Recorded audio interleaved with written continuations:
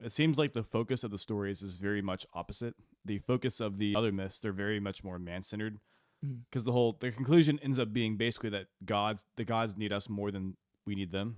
True. It makes sense that a culture would like make a mythology that basically like elevates them over Mm. God, and saying like, well, God requires sacrifices because he needs them to survive. Whereas it's the opposite with Genesis, where it's not really man focused, it's God focused. It's the whole thing is man is the one screwing up continuously, whereas it really seems like in the other myths, the gods are the ones screwing up, and they're accountable to the humans. It definitely makes the relationship feel more evenly balanced. Or I guess not even even, like you're pointing out, it almost puts man above the gods to where, if anything, it seems like the Babylonian accounts are reflecting the exact thing that God is worried about in the Genesis accounts, where it's almost Yeah. like man has this desire to be elevated above the gods, to where God's like, no, you need to remember your place. And so when you look at the Babylonian accounts, it is the gods depending on humanity. Humanity is like has this inflated sense of self-worth.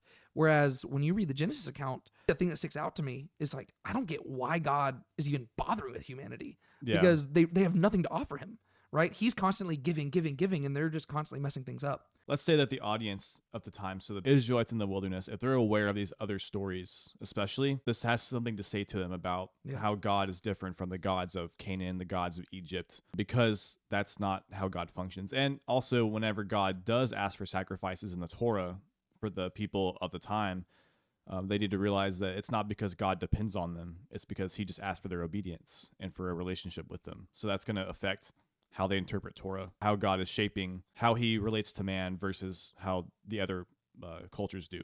Yeah. Yeah. It's not that God needs them, it's that God wants them, Yeah. which is almost like a romantic notion in like a modern sense, which is kind of crazy.